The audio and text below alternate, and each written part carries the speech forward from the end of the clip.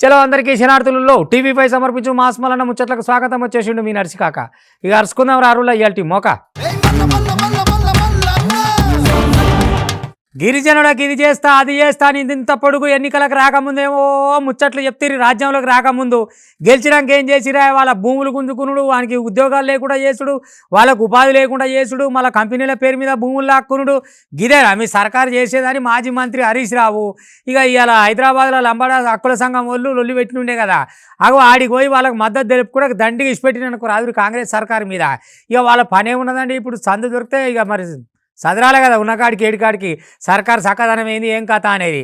ఇక మరి గిరిజన అన్నలకు తోడుగా పోయి ఈ ముచ్చట చెప్పుకొచ్చిండు. అట్లనే ఢిల్లీకి పోయి ఖర్గే ఇంటి ముందర మేము ధర్నా కూడా చేస్తాం, ఏమనుకుంటారో బాగా ఖబర్దారు చెప్తున్నాం అని చెప్పని గట్టిగానే అరుచుకొచ్చిండు. ఇంతకు మరి ఏమేం హక్కులు అడుగుతున్నారు వీళ్ళు, ఆయన ఏం చెప్తున్నాడు, వీళ్ళు ఏం చెప్తున్నారు, ఒక్కపారి ఆ ధర్నా సంగతి ఏందో ఏం కథ ఒకసారి ఇందాం రారి. హాగో మల్ల సర్కార్ మీన ఉడుకుడుకు నిప్కల్ జలిండు పోండ్రి మాజీ మంత్రి హరీష్ రావు. ఇక రేవంత్ రెడ్డి సర్కారు లంబడోళ్లకు మొత్తం అన్యాయం చేస్తాంది. ఇక గలను పట్టించుకుంటలేరు. ఎలక్షన్లకు ముందుగాల దండాలు పెట్టిండ్రు, ఇప్పుడేమో గల చేతులకు బేడీలేస్తాండ్రు. గిదేనా మీ తరిక అని చెప్పి మస్తుగా మండిపడ్డాడు. నాడు కాంగ్రెస్ ప్రతిపక్షంలో ఉన్నప్పుడు చేతులు జోడించి మొక్కిండ్రు, అధికారంలోకి వచ్చినాక గల చేతులకు బేడీలేస్తాండ్రు.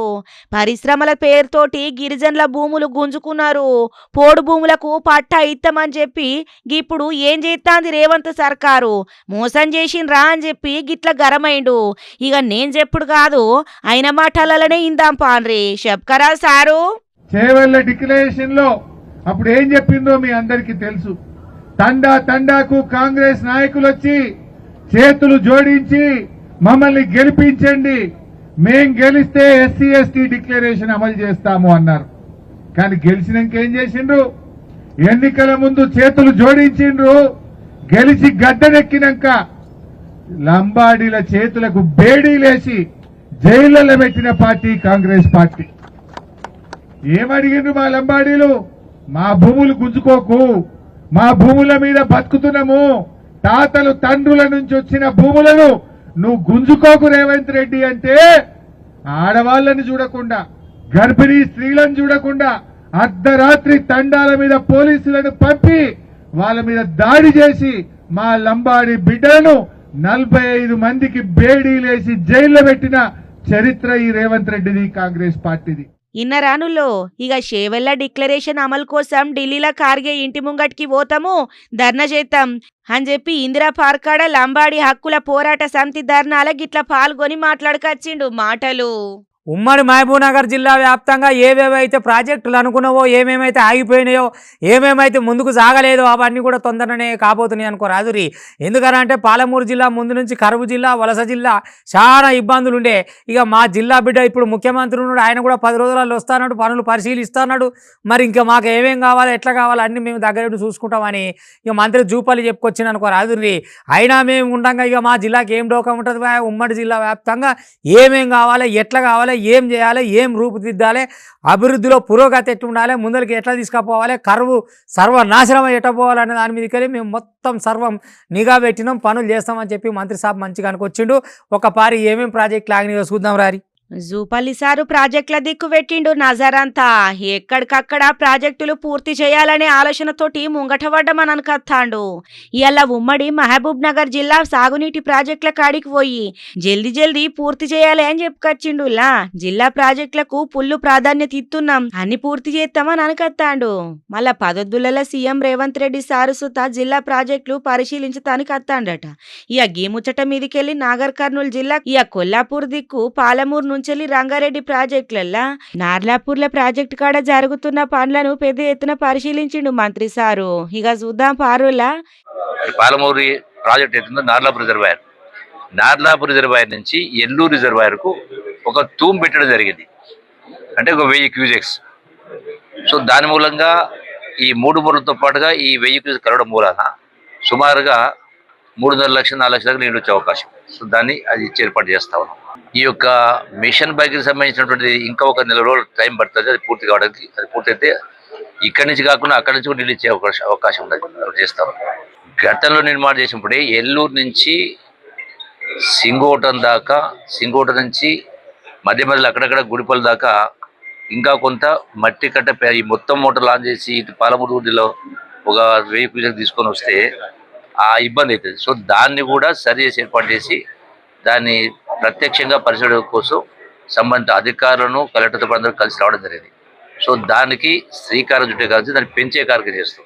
ఇక అక్కడ ఎమ్మెల్యేలతోటి కలిసి పనులు ఎట్లా జరుగుతున్నా ఏంది అని చెప్పి పురాగరుచుకున్నాడు.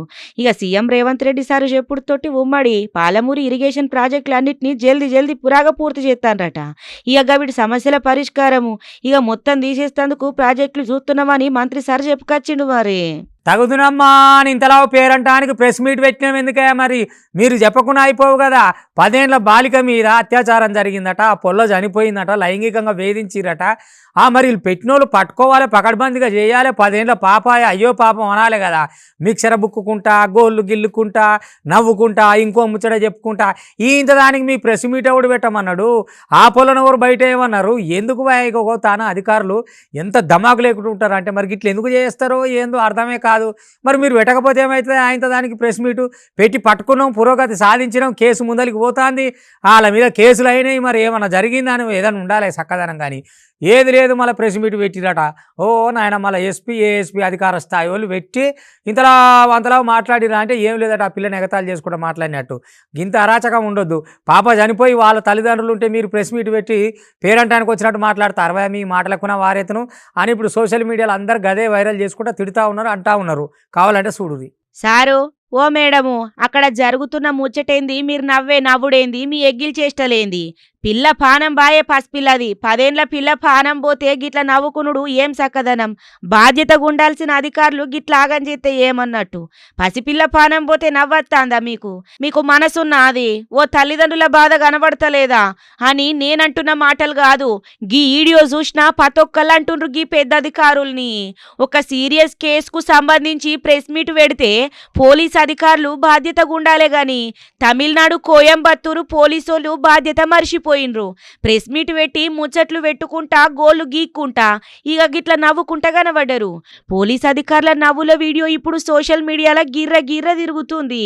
ఇక నవ్వుల పాలు చేసింది మొత్తము. ఇగో గీ వీడియోలా నవ్వుకుంటా కనబడుతుంది చూడుండ్రుల్లా. గీ మేడము వెస్ట్ జోను ఐజీ అట, రమ్య భారత్ అట గీమె పేరు. ఇక గిట్లా నవ్వుకుంటా కనిపించే మేడం పక్క పొంటున్నాయన Coimbatore range DIG Saminathan, Coimbatore SP Pavan Kumar. ఇక గీ ముగ్గురు పెద్దధికారులే. ఒక చిన్నపిల్ల పానం పోయింది, ఆ పిల్లను దారుణంగా చంపిండ్రు. గా ముచ్చట మీద ప్రెస్ మీట్ పెడితే ఇక గాలది గాలు ముచ్చట పెట్టుకుంటా ఏదో చెప్పుకుంటా గిట్లా నవ్వుకున్నారు. అక్కడ జరుగుతున్న కథ ఏంది? మీరు నవ్వే నవ్వుడేంది? ఒక పసిబిడ్డ పానం పోతే పగలబడి నవ్వుతారా? మీకు మనసు లేదా అని చెప్పి పుల్లుగా విమర్శలు వస్తున్నాయి. ఇక దొంగతనాలకు ఇయ్యాల రేపట్ల అద్దె ఉన్నదిలాగా ముచ్చట చెప్పుకోకపోతే నడుస్తా. అది కొంతమంది ఏమో ఉత్త లఫర్ దొంగలు ఉంటారు, కొంతమంది ఏమో డాఫర్ గాళ్ళు ఉంటారు. ఇక వీడియో చూడుర్రి. ఊరవతలు ఉన్నది ఏటీఎం, ఊకనే ఉండి ఏం చేస్తుందని డబ్బే ఎత్తుకపోయిరట. ఏడు కాడికి పక్కన వరకొచ్చి అందులో 2,00,000 రూపాయలు తీసుకురట. మళ్ళీ దాన్ని అనాథ శవం లెక్క ఊరవత ఇడిచిపెట్టిపోయిరట. ఇక గిడైతే పాపం ఒక ఆమె షాప్ యజమానట, ఆమెను పట్టుకొని ఆ షైన్ గుంజపోయినట. బంగారం ఇవాళ రేపు రేట్లు బాగున్నాయి కదా. ఇక మోడీ సాబ్ కూడా కొనొద్దు అంటుండే. మరి కొనొద్దంటే మళ్ళీ అలా అమ్ముకుంటుందో లేదో అని ఎత్తుకపోదామని వచ్చినట. వాడు వచ్చినోడు వచ్చి మెడలు బట్టి పీక్తే ఆమె గట్టిగా అరవంగానే దొరికిండట. దొరికితే ఊకుంటుందా? ఇక రాత్రిరంతా జాతర, ఇక నీ పని ఆఖరి అని దొరకబట్టి వాళ్ళు ఈపు చింతపండు చారు చేసిరు అనుకో, రాదు 2 రకాల తినాం. ఇక మరి ఆ చారు ఎవరికి వస్తారో కానీ గిట్ల అవుతున్నాయి దొంగతనాలు. ఏడన్నా పెయి మీద బంగారం పెట్టుకొని రాకుండ్రి. ఏదన్నా మీ దావతులు ఏమన్నా ఉంటే చూసుకొని ఆడ కూడా పైలంగా ఉండాలి. ఎవడొచ్చి గుంజుకపోయేది తెలియదు. కాబట్టి 4 వద్దులు ఆగురి. ఎందుకు వచ్చిన లొల్లి? ఇప్పుడు ఏటీఎంలకే భద్రత లేకుండా పోతున్నాయి. ఇక మెడలు ఉన్న బంగారానికి ఏముంది, పుట్టుకుంటే లటక్కున తెగుతుంది. ఎత్తుకొని అవతల పడితే వెళ్ళిపోవచ్చు అని చూస్తారు చైన్ స్నాచర్స్. అగో పాపం ఆమె గట్టిగా మొత్తుకున్నది కాబట్టి సరిపోయింది. కానీ ఈ దొంగతనాలు ఏడేడైనా ఎట్లయినా అనేది పూరా కరుచుకుందాం రారు నాయన. పైలంతో ఉండరు, దొంగలతోటి జాగ్రత్త, దొంగతనాలతోటి మరీ జాగ్రత్త. ఎందుకంటే వాళ్ళకు పోలీసు వాళ్ళు ఆడ నిలబడరు, మనమేమో ఆపతో సాపతో అని పోతాము. చేయి జారిపోయినాక ఏవి చేతికి రావు. మళ్ళీ అయ్యో చటాలకు కవరింగులు రీకవరింగులు చాలా గొడవ ఉంటుంది. పైలంతో ఉండరు. వామ్మో ఏందారో గిట్ట తయారైతుండ్రు దొంగలు, మరి ఆగమైతుండ్రు పోన్రి. ఇక ఏం భయం, దొరికితే కొన్నొద్దులు టౌన్లుండత్తా మాటెనక సిక్కి మళ్ళా మా పని సాపిగా చేసుకుంటామని అనుకుంటుర్రో ఏమో గాని ఎక్కడికక్కడ దొంగతనాలు చేసుకుంటా ఆగం పట్టిత్తుర్రు జనాలను. గీ మహబూబ్ నగర్లా తెలంగాణ చౌరస్తా కాడ ఎస్బీఐ ఏటీఎం దొంగతనం చేసిర్రు. అగమజాము రాత్రి ఎవ్వరు లేకపోవడంతోటి దొంగలు ఏటీఎం ఎత్తుకొని పోయినరులా. అటెనక సిక్కి గదిని వలగొట్టి అందులో పైకమంతా దోసుకున్నారు. ఇక అంత దోసుకొని ఊరవతలికి పట్టుకపోయి గా మిషన్ అక్కనే ఇడిసబెట్టి పరారైండ్రట. పొద్దుగల్ల అక్కడ ఉన్నోళ్ళందరూ చూసి పోలీసు వాళ్ళకు ముచ్చట చెప్తే ఇక ముచ్చట మీద ఎంకులాడుతుండ్రు. ఇక ఏటీఎంలా 2.5 లక్షల రూపాయల దాకానే ఉన్నదని చెప్పుకొత్తారు. మరి ఇక చూడుండ్రులా కథ చల్లగుండా చూసిండ్రా. ఇక అక్కడ అట్లుంటే హైదరాబాదు కొంపల్లి జయబేరి కాలనీలా ఇక ఓ షైన్లు దొంగతనం చేసేటోడు చూడుర్రి ఎంత ఆగం పట్టించిండో. ఓ ఆమెను ఆయిల్ దుకాణంలోకి పోయి ఇక దుకాణంలున్నామే ఆ దుకాణం యజమానట. ఇక ఆమెను కొట్టి ఆమె మెడలున్న షైన్ ను గుంజుకపోయేందుకు మస్తుగా ఇది చేసిండు గాని గట్టిగా ఒరుడుతోటి అందరు వచ్చిండ్రు. ఇక దొంగని పట్టుకొని పొట్టు ఇయ్యర జోపిర్రు. ఇక చూడుండ్రి ఆగో చూసిర్రా ఏమ్రా మోతేవారి దొంగతనం అంటే ఏమనుకుంటున్నావు? ఇక అచ్చి ఎత్తుకపోతామంటే నువ్వు సంపాదించిన సొమ్మ ఎట్లా? ఇక దొంగలు బాగా మోపైనరు అని చెప్పి 4-5 అంటించి పోలీసులకు అప్పచెప్పిర్రట. వామ్మో గింతగనం ఆగం చేసినాక ఎట్లనుల్లా బతికేది దొంగలతోటి? ఇక అయిపోయి ఎండాకాలం దినము సగం సగం అవుతుంది ఏందో అర్థం కాదు. ఈ శ్రీకాకుళం జిల్లాకు అయితే చూడాలి. ఇలా పగటీలు పోతేనేమో అబ్బో పట్ట ఎండలు కొడుతున్నాయట, వడగాల్పులు ఏంది అమ్మ ఈ ఎండ ఈ గాలి అని జనాలు ఇబ్బంది పడుకుంటా. సరే ఇక సాయంత్రం కింద సలబడ్డది గంటాలే కథం ఉరుములు మెరుపులతోటి కూర్చున్న వర్షాలు రాను, ఇదరగాలులు పెట్ట మామిడికాయ తోటలు, కొబ్బరి తోటలు, జీడి మామిడి తోటలు ఏ తోట ఉంటే ఆ తోట దాన్ని నాశనం చేసిపోను. పొదటీలేమో ఇట్లనాయ, మాపటీలేమో అట్లనాయ. మరి ఎట్లా కావాలి రైతు? అన్ని తీర్ల నష్టమే ఉండే. పగటీలేమో పని చేసుకొని ఏది ఎండ. ఈ ఎండకు పని చేయాలంటే ఉబ్బరిచ్చి ఉడకపోసి చెమటకు వాళ్ళ తోటలలో ఏం పని చేస్తారు? సరే సలబుట చేసుకుందామని 3-4 గంటలకు ఇటు అటు చెట్లు సదిరి సాఫ్ చేసి తోటలు ఏరిగా లోడ్ చేసుకుందామంటారు. మళ్ళీ వాన అందుకొని గుబగుబా అని చినుకులు గురువాగానే మళ్ళీ అది అట్టపజేసే. ఇక ఎట్టయితుందిలా ఏడికెళ్ళి అవుతుంది. ఇక చూడు వాతావరణము. హరేరే కాలం గిట్ల చేస్తాంది. పగటీలేమో ఉడకపోతా, రాత్రి చూస్తేనేమో ఆనలు. ఉడకపోతతోటి ఆగమైతుండ్రు, ఆనలతోటి ఇంకింత ఆగమైతుండ్రు. శ్రీకాకుళం జిల్లాల వింత వాతావరణం గిట్ల వింత చేస్తాంది. ఇక పగటీలేమో ఉడకపోతలతోటి, రాత్రేమో అకాల వానలతోటి అల్లాడుతుండ్రు పబ్లిక్. పెద్ద గాలులు, పెద్ద ఆనలతోటి పంట నష్టం కాబట్టే, పగటీలేమో ఉడకపోతలతోటి పానలకు నష్టం కాబట్టే ఇక గిట్లున్నదులా.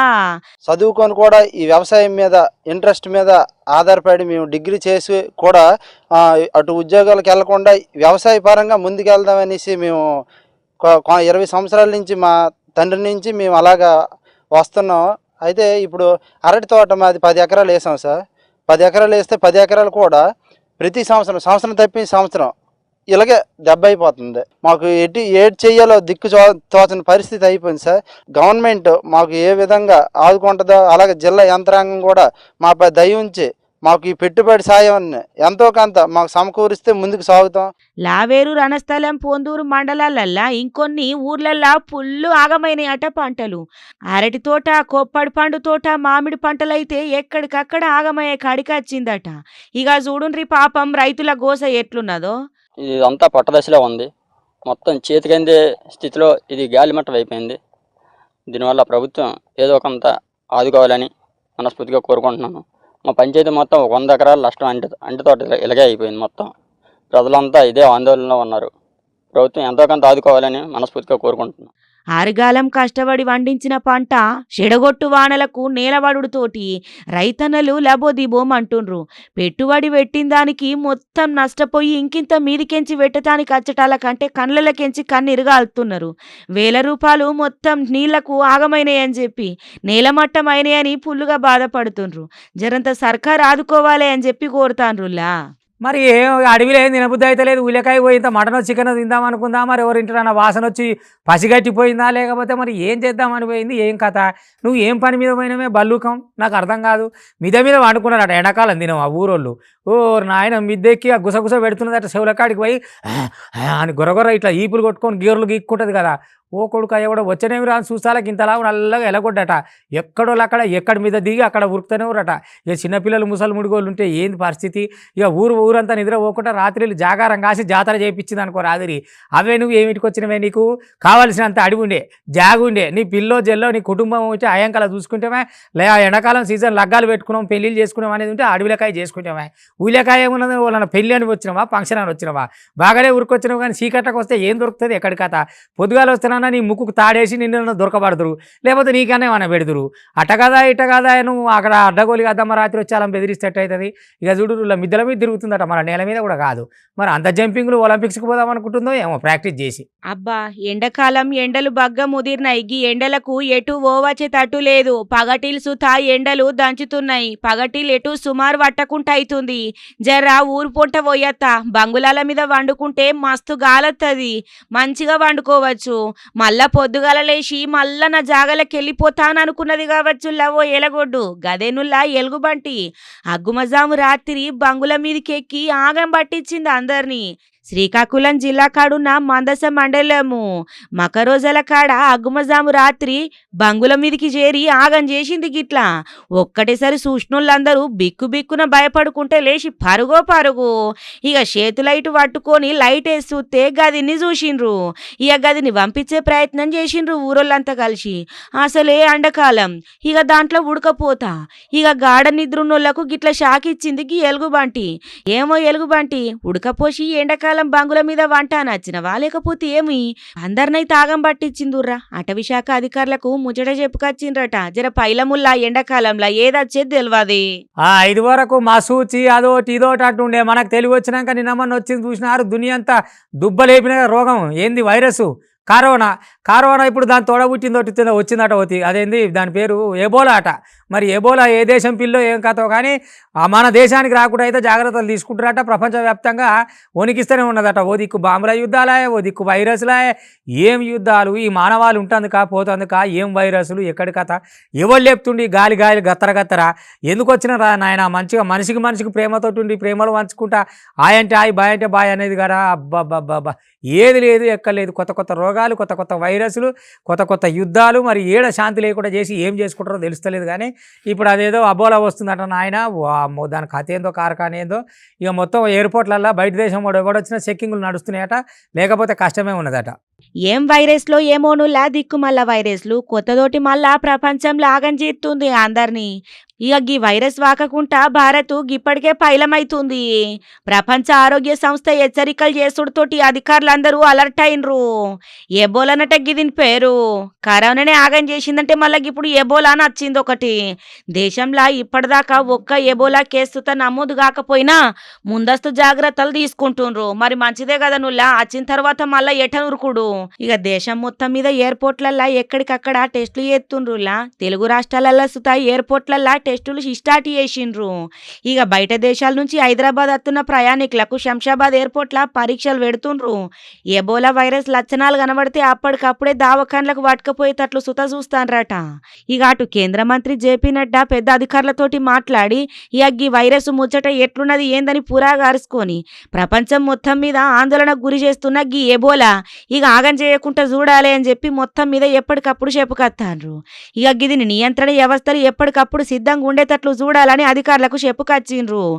ఎబోలానో ఏమో పోన్రి, ఈ మాయమ్మారి మహమ్మారిలు చేయంగా ప్రాణాలకు పెద్ద ముప్పే ఉంటది. కరోనా ఎంత ఆగం చేసిపోయింది చెప్పుండ్రి, ఎండ్ల కండ్లకు లేకుండా ఆగం చేసి ఇక ఇప్పుడు ఎబోలానట. ఇక ఇవ్వనట్టు వాళ్ళ TV5 సమర్పించు మాస్ మలన ముచ్చట్లు చూస్తూనే ఉంటారు. మళ్ళీ రేపు ఇది వరదాకా మీ TV5 ఎగుంటా.